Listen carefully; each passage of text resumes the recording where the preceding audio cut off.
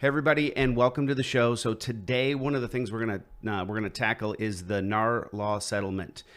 This is a big piece of news that's been out there. Everybody's talking about how this is going to affect the industry. There's a lot of fear rampant on it, and I thought, being a guy who likes context, that I would actually bring in somebody who's been in the industry for a while that has seen some of these changes, and we can actually talk about where we've come from and perhaps how we got here, and really kind of unpack what's really going on. So I'm going to have you guys say hi to Miss Stephanie Nielsen. Hi, Miss Stephanie. Hello. Thank you, Jason. I appreciate you having me. I appreciate you being here. So one of the big conversations that's happening out there is, you see, if you watch YouTube at all, or just even any of the social media, there's a lot of conversation about NAR's law settlement and how this is going to negatively affect the real estate industry. There's headlines, inflammatory headlines like commissions gone forever, sellers no longer have to pay, conversations about how it's going to lower the price of housing, which would indicate that prices would crash as a result of this. I'm not exactly sure. So I find this conversation to be interesting, but I figured we'd start with a little bit of context. So one of the things you taught me in this industry was early on was about what we call in Georgia sub-agency. It's not the same everywhere else, but every state kind of had its own version of it. And that was really where everybody worked for the seller. Is that how that worked? Can you describe what that looks like? That is correct, right? So this is my 36th year in real estate. Just for the record, I did not ask her to say that. That was not my idea. I was 2 when I started. She negative 4 when I started. And we all worked for the seller. We practiced sub-agency. And then, as time went on, there was a small lawsuit that kind of made people think a little bit differently, because the buyers weren't really aware that we were all working for the sellers. You get in the car with the buyer, you spend time with them, you give them advice, and so we weren't acting consistently as an industry with what our actual representation was. So, in other words, the hot button word in this particular round has been transparency. So there was a lack of transparency, would you say? Absolutely. Yeah, and we all represented the seller on paper, but that wasn't the reality of it. And so buyer agency was born, and we started just actually saying who we represented, which was kind of a novel concept. And, all the same headlines came out at that time. The real estate industry is over. It doesn't exist as agents are going to become obsolete. There was terror in the industry, as there is, always with change. So what you're saying is actually this panic that you've seen this before, was literally the same reaction. Yes. Oh my gosh, yes. That's hilarious. Every time we have a change, right? Well, I would argue to say with the crash came in, there definitely was a sky is falling, kind of a thing. This one feels a little bit deeper in terms of the response, but maybe that's just because the world of news and social media has changed so dramatically since then that is kind of coloring it. I don't know. Well, we're being bombarded with it from every direction. And this NAR proposed settlement, it's not final yet, right? So we don't even know if the judge is going to sign off on it and this is going to be the final agreement. But it was released on Friday. It's a 108-page document. And, immediately people started commenting on it. They hadn't even thoroughly read it or digested it. And so we've seen the same people come out with 2 or 3 versions of what they think even, right? Like, here's my initial response. Okay, wait, now I read it. Now here's what I think. Okay, wait, I've read it all the way through now, and here's another piece. So, it's a little bit too early for us to really decide if the world's going to end or not. But, okay. My experience is it's just a transformation and a transition in our industry. And I think anytime we move toward greater transparency, I think that's a good thing. I would agree. And this really kind of touches on what I call the 4 horsemen of fear. Actually, I heard a gentleman talk about this who studied psychology, and I thought it was brilliant. So I'm kind of ripping off what he said on that. But, there's the 4 horsemen of fear: fear of failure, which is one of the big ones you'd feel like in business and life, why people don't choose to do things risky. The second horseman being the fear of ridicule, because maybe they don't choose to do something because they were afraid of, the bullying that you maybe experienced in your childhood.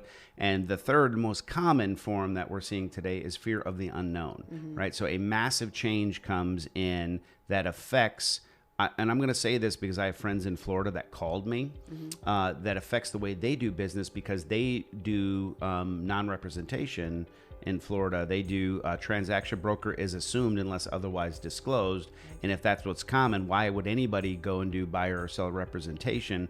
So the need to have a buyer's brokerage agreement all of a sudden, if that's what ends up happening, is so foreign to them. However, we've kind of always had, I shouldn't say always, at least, in the last 20 years, we've had buyer representation as a thing. Yeah, I believe it was the late 90s when buyer rep came into play. So we've been doing it for a long time. And, the settlement does say unless the state law applies otherwise. So in Florida, it is a transaction broker. I know when I sold my home in Florida, I was like, what do you mean you don't represent me? It was confusing to me being in Georgia. That's where I first started. So when I got there, I call that the Wild West, right? Where it's just very, very different. And it's very common to go ring, ring, ring. Hello. Hey, I'm interested in such a house. And they're like, awesome. I'll meet you there and we'll show you through the house, which is somewhat common around here, but it's more assigned to somebody who maybe hasn't been in the career for a very long time. Seasoned agents tend to go, I'm going to treat it like a business. So this is not something we see a lot of. But so that's how you experience that in Florida.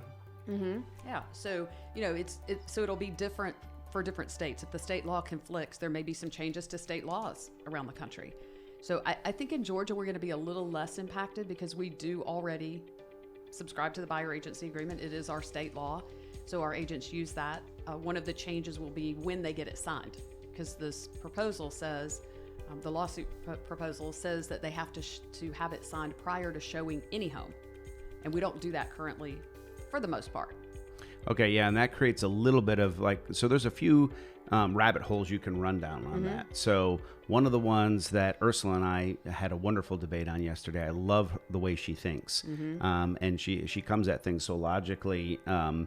But my thought was, she goes, well, now you're going to have one to show your own listing. And I thought, okay, well, maybe that's true, maybe that's not, right? We're not exactly sure that you're going to have one to show your own listing. However, she says it's good practice, because why would you, if you're going to do the second job, you might as well get paid for the second job and kind of walk into that. But then I thought to myself, okay, let's just do a hypothetical.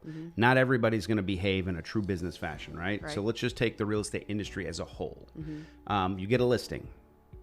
And the law says you have to have a buyer's brokerage agreement before you show it. And there's no provision in there for, again, this is hypothetical, no provision in there for the what ifs.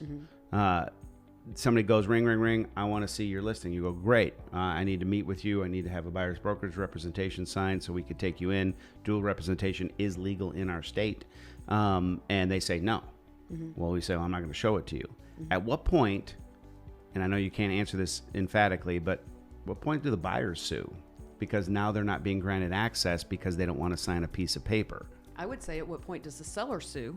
Because if I've hired you to represent me and sell my home, do I necessarily care if you get paid to do both sides? Right? Your job is to make sure my home gets sold. So if somebody calls you and wants to see my home, my expectation is you get them in there, right? Yeah. 100%. So I think that we'll probably have to look at, you may say to a seller, hey, listen, so I'm going to list your home for X, my compensation's X, and that is if another agent brings the buyer. But if the buyer comes directly to your home through me, my compensation will be Y. So it may be higher. Got it. Right? There may be two different scenarios if you're not cooperating with another agent. Right. So the question there still becomes, what if they don't want to sign it? I agree how you do the compensation end of it, because that makes a lot of sense, right? If we can solve that particular issue by just simply saying, okay, we've got a tiered compensation, which is fine, right? Because what we really want to put out on this broadcast is commissions are negotiable.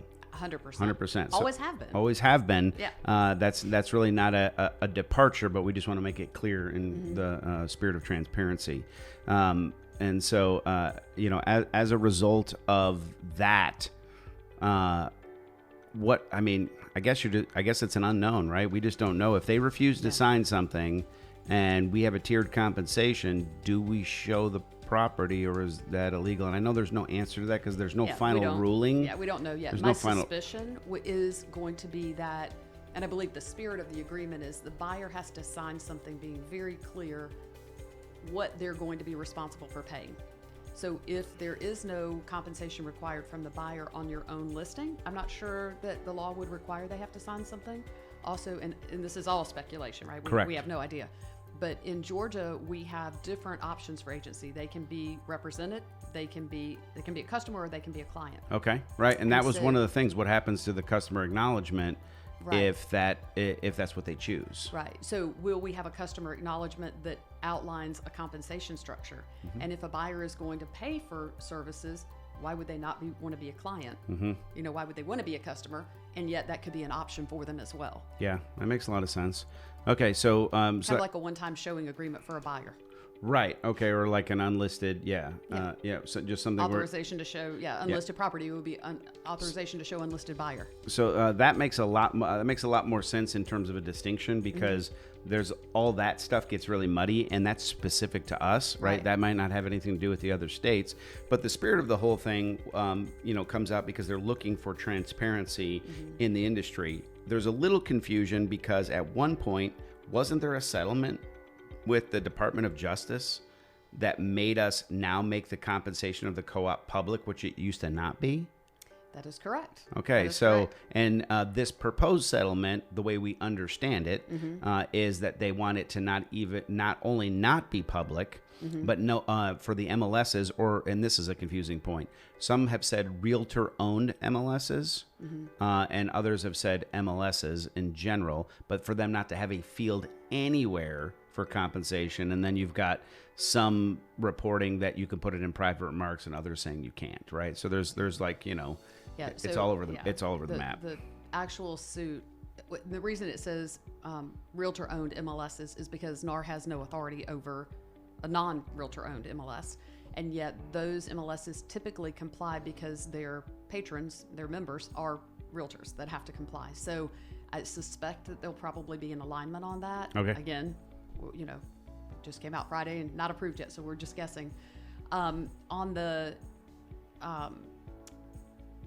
how that will work, right? You can't put any kind of comment in the compensation offering anywhere in the MLS. Correct. However, what you could do is the seller can offer a concession. Sorry, I couldn't grab my word there. Yep. A concession for the buyer, and the amount of the concession could be the same as the compensation that they're offering the buyer's agent. Okay. So the buyer can use that concession however they want to. They could pay their buyer's agent. They could use it for closing costs. They could use it for prepaids. So what if they use it? What if they need it for both? Like right now, the situation we see most commonly is, as of right now, posting offers of compensation is not illegal in any way that we're aware of. Correct. Right? Yeah. So they're posting that compensation, and then the buyer comes in and they're an FHA buyer and they want 3% towards the closing costs so that they can make the deal happen. In this particular case, hypothetical scenario, let's just say the co-op commission is 2.5%. All right. So that means 5.5%. So they would basically put in the contract 5.5% and then use 2.5% to pay the agent and use the other 3% for their needs. I guess they're all their needs, but yes. Yeah. So it would just be like either one percentage or one lump sum that they could use however they chose to. And with many loan programs, financing in the buyer broker compensation is allowed. So, if you have to come up with the cash, or you can finance it in, depending on what the rates are and what other plans you have for your money, it might be a better idea to finance it in. It makes sense. I mean, I guess, if I'm thinking about this, I would say that I think people will have a challenge if it has to come out of the buyer's pocket. There is a concern about loan limits and concessions, right? If somebody's going to max out concessions, let's say they're doing a conventional loan, they're only putting down 5%. So the maximum concessions that loan currently allows from Fannie Mae and Freddie Mac here in 2024 is 3% for that type of product, unless you're going to put down a greater percentage. If that's the case, then there is no room for this compensation. And then if the buyer has to pay it, then it's additional cash out of the pocket for them, which at some level, just from a math basis, right? Because no matter what we're doing here of how we're changing the rules, you don't change how math works. right? You know, that's kind of one of my staples on this Yeah. is you can't just go in and Very say, insightful. yeah, well, yeah. You know, I mean, I feel like it's an obvious statement, yet everybody's been like trying to reinvent math. They're like, oh my gosh, now that the sellers don't have to pay the buyer's agent commission, which they never did, just to be clear. Now that they don't have to, prices will fall. Well, how did that math work? Because let's just say on its face value, sellers no longer do it, buyers pay their own bill. Okay. So that just means the cash to close for the buyer went up. Right. So the buyer's still paying for it in the price. So it's still in the price of the home. Tell me how that helped. Like Right. I'm confused by that. I'm all for transparency. I'm all for fixing where the consumer is protected. And I think there's actually a unique advantage for real estate agents in this. But where does this new math come into play? I mean, you know, is it just me or or what do you No, think? you are a math whiz. There's only so much money that the buyer has. And so the market that we've been in, where we have a severe shortage of inventory and we have competitive bidding on properties, the buyer has had to come with a very strong offer. So our youngest son bought his house, right? His max sales price was $280. This was about 3 years ago. And so, gosh, everybody was, clamoring for those houses. So every time one would come on the market, Everything got overbid. oh yeah. Every time one came on the market, you had to rush out and see it. And then there were, 20, 25 offers. And we had to keep strengthening his offer to, when he finally was able to buy something, it was, cash with the right to finance, no contingencies at all. He had, I think, 1 day due diligence, no appraisal contingency, none of the contingencies. And the people had a contract that had already fallen out and they wanted to close by the end of the year. And so that was his big thing, is we said we can close by the end of the year. And thank goodness our lender was able to close it in a really short time frame. And that was the difference maker for him. So he won not necessarily on the highest cash value in that, but Well, the we did ability that to too. perform. Yes, but several people made the same offer in the same range we did price-wise, but it was the fact that there was, it was most advantageous for the seller. So looking at that, right, we were assisting him if he needed it. As it turned out, he was able to do it himself, but if he needed to come to the table with cash, right? What about the people that have a limited pool of money? By the time the buyer is paying over list price, they're paying closing cost, they're going to pay their buyer's broker, they're paying all of these different, their prepaids, and then whatever they want to do to the house, there's only a certain amount of cash. I mean, that's been the argument from the word go. And the reason the rules were put into place for Fannie Mae and Freddie Mac and whatnot was to avoid people from overinflating prices and rolling in money that wasn't necessarily part of a transaction. Now, that had nothing to do with commissions or anything else, but that was, just in the old days, I used to hear stories, and this was in Illinois, so it's nothing to do with our market, but where it was like they would just inflate the price 20%, and then they would give that money back, the seller, because the seller really wanted X price, and they would just roll it in as long as it appraised and went from there. That world doesn't exist anymore. They put measures in place to go, okay, let's call it what it is and stop pretending you didn't actually sell it for this. You just did 100% financing, right? So, putting all that to bed, we're now back at this. We have limits on the cash, and the cash has to be moved around. I don't think realtors are going to have to work for free, but now we're going to have to do a little bit of hunting for what the co-op commission is so that we can communicate it clearly to a buyer who has agreed to hire us.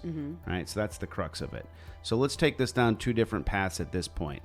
What I'd like to go down is the consumer path. What is the benefit to the consumer from your perspective on these changes? So I think the greatest benefit to the consumer is going to be that I believe that the real estate game is going to elevate. So, in any industry, attorneys, you have attorneys that get paid $125 an hour and you have attorneys that get paid thousands of dollars an hour. And the difference is skill-based experience and expertise, right? So Agreed. I think in the real estate industry, we really haven't had that. Agents kind of got paid similarly, regardless of your experience, regardless of your commitment, regardless of your knowledge, your commitment to grow and train and continue to learn. And so I think we're going to, and I think this is a great thing, I think we're going to move to more of a skill-based industry where what you do to build your professional skill set actually will matter. And the agent that can articulate their value to a consumer and actually make a difference in the transaction, I think will be compensated perhaps more than they ever have before. I think we'll move outside of that kind of that range, and people will be able to actually command what they're worth.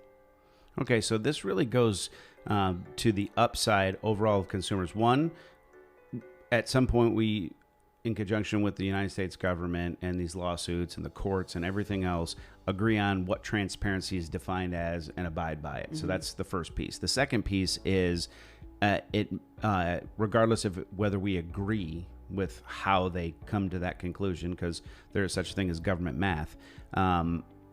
But the reality is agents have to raise the bar of the performance that they're doing to the consumer. So that's a win for the consumer, right? So that really just stops. Do you think that just cuts out the fluff in terms of, I'm trying to be nice to my fellow agents here, to those that maybe get into the industry and don't put the level of training and expertise to work, and they think it's a part-time gig to get some easy 5-figure money, and but they're not focused on service and the needs of the consumer. 100%. And the example I always use, right? Doctors go through a tremendous amount of training, medical school, intern, residency. Do you want a surgeon operating on you 15 years after they've completed their residency and they've done no other training because they were too busy? They had a great patient base. They just didn't have time to go and build their skills and figure out what was new in the medical field. I don't think anybody would want to do that, right? I also don't want the guy who just graduated and still hasn't done surgery to be the first one. Who's like, I just graduated from heart surgeon school and I got a C. I don't know if I want that guy. I mean, I'm sure you're out there, and I apologize if you ever work on me. My name is Alan Nielsen. Yeah, and sometimes the guys that are just coming out of school have the latest, greatest techniques, right? They don't have all the bad habits from the years. All right, so the double-edged sword. Yeah, Got it. Double-edged sword. And for me, I want someone who's committed to their growth and their education and their development. And I want to know that the guy who's doing his first surgery has somebody who is a veteran right there with him in case he needs something. So, I think it could kind of go both ways. So it's it's the combination then. It's the combination, So yeah. we want somebody who has the experience as well as somebody who has actually been in the trenches of what's new and cutting edge, so that we can deliver at a high level. Is that fair? That's fair. Okay, well, that's really cool. All right, so for the agents that are freaking out that their livelihoods have just all gone away, to really address the third horseman of fear, fear of the unknown, what has been your key to success of dealing with all the unknown that's been delivered to you in your 30-some years of doing this business? Buyers are always going to buy, sellers are always going to sell, and agents that can articulate their value will be compensated. So it's not just about providing value, it's also being able to communicate the value that we provide in an effective manner. So, things change. Thank goodness things change, because, I think back to my 36 years, and when I first got in the business, we didn't have, telephones? I'm at 85, right? I'm 85 years old now. So there were no cell phones, obviously. There were no fax machines when I got in. What is it like showing a house on horseback? Yeah. Well, we rode the dinosaur and chiseled our contracts in stone. Got it. So there have been so many changes along the way. Some good, some, some things were better the other way, but they're just not anymore. So it's constantly evolving, and you can't become the best version of yourself if you're not evolving and not willing to change. So it's scary, right? Because it is the unknown. And so I think as we navigate this, any changes, if this is approved, the changes don't go in effect until July. So we have plenty of time to adopt. Plenty of time to change. Again, in Georgia, we're already doing a lot of these things. Yeah, that's one of the things. I actually watched some of the other pundits that were talking about this in other states actually pulled up pieces of the GAR contract. Mm-hmm. It was actually it was actually shown, and they're like, well, in Georgia they have this section, and it was the newest one where where it says the agent does the seller does or does not authorize compensation to, and if so, how much is it? Right? So that very clear part in there, which I guess really goes to a lot of the Georgia real estate agents' confusion on this, where they're looking at it going, we're already doing these things and they're saying all this change stuff. Why are they taking it away? We're concerned. And it's like, well, you're concerned because there's this big, massive change, yet the change, you've been already in the change. Right. You've already been ahead of the curve and down that rabbit hole of, I know what's going on because this is how we were taught, not necessarily how we practice, but how we were taught to do the business. And being honest, we've all done it, including me, where it's been, this person, I'll go ahead and show them a house and we'll do that. But we always move towards a buyer's brokerage agreement because it's in everybody's best interest. Right. Right. It really isn't just about me. It's really about them getting the advice they need and, the transaction being covered by E&O and having, the greatest representation you can possibly give. And that's been the pitch we've had all this time. So, any final words for real estate agents out there? What would you tell them to do? Now, you've told them, why it's not a big deal because everything always changes and it's elevating. But what should they do next? I think that it's really critical that they hone their value proposition, that they really understand what service they provide. Sometimes when you do something, particularly if you're really good at it, it just becomes natural to you. And we take things for granted that we do in the real estate industry. That if we were actually to sit down and make a list of all of the things we do and then really focus in on why. Mm-hmm. Why do we do that? What's the purpose? What's the intent of each one of these actions? We may find that some of the things we're doing really may not have any value anymore or as much value. And some of the things have a very high level of value. So really honing their skills and being able to articulate that value that they bring to the transaction, because a skilled realtor transforms a transaction for a consumer. Yeah, I've often said to several people who do work with me, but they also work with other real estate agents from time to time. They do investors things, and it's the thought behind it was, well, whoever brings me the deal. Now, I get that if it's an off-market deal. Right. I understand if they found something that nobody else knew was there, the stuff that's on the MLS because they had nothing to do that day and they did a search for you and found a piece and you sign up with them might be a poor reason to do it. And I've been proven right on that so many times because guess who they call when they're in trouble? Yes. And they're like, well, I'm not in your transaction. I can't help you, but that sounds like you might lose a lot of money. Yeah. And there's a way around that. And really the protection, I guess I see the real estate industry from the perspective of we're here to protect consumers and specifically our consumer and help to get them across the finish line in a win-win fashion. I mean, we're not trying to crush the opposition in this. It's a win-win transaction, but there's so many things that can be avoided with skill and knowledge. And that's what people hire. Well, I'd like to think that people hire me for, is to avoid those things. An agent has time and expertise. That's what they bring to the transaction. And so really being able to hone that and know that they have a good support system around them so that they have other people that they can mastermind with because, this, just when you think you've seen everything, you're like, ooh, I haven't seen this before, right? And so being able to pick up the phone and talk to your colleagues who are also doing a high level of business it's very valuable. Yeah. Who you hang out with matters. Yeah, I would agree with that statement. All right. Well, I just want to thank you for taking time to have this conversation. I know it's a big, scary deal, and hopefully that people getting to just listen in on our conversation on this will dispel some fear and actually give them some action items to improve life and everything that they want to happen in the real estate industry by simply just engaging. It seems like it's training is the answer to the question. It is. So, well, thanks so much for being here. I appreciate it so much. And we will see you guys next time. Thanks.